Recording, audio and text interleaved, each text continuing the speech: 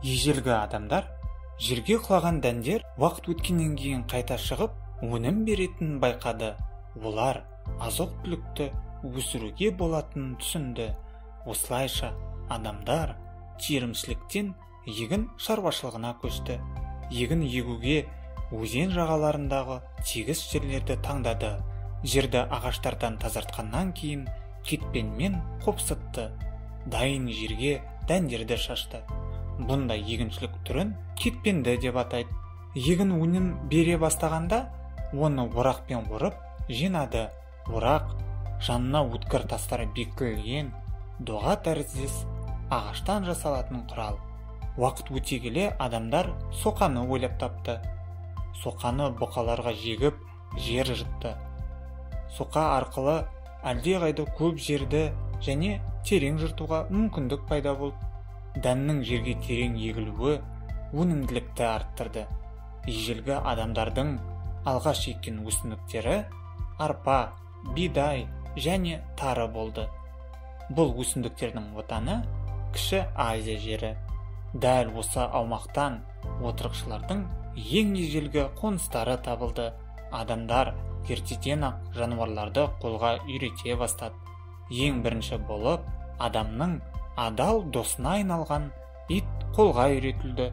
Иттердің тегзер пайдасы көп болды.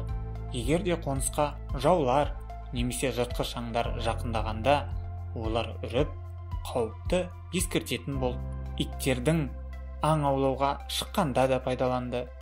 Кейде аңшылықтан адамдар жануардың кішкентай баласын алып келетін, оны есейгенше күтіп баптап, қолға үйрететін. Осындай әдіспен адамдар қой, ешкі, сиыр, шошқа малдарын қолға үйретті. Осылайша аң шаруашылығынан мал шаруашылығы бөлініп шықты. Егін және мал шаруашылығының пайда болуы адам өмірін өзгертті. Оларға енді аңдардың артынан көшіп жүрудің, жаңа жерге келген сайын үй салудың қажеті болмады. Адамдар отырықшылыққа көшіп, бос уақыттарын еңбек құралдарын жетілдіруге арнады.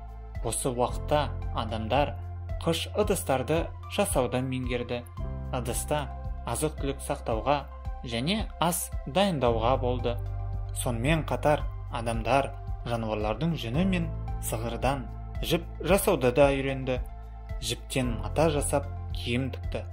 Бұндай киімдер аң терісінен жасалған киімге қарағанда әлдеқайда әдемі және ыңғайлы болды.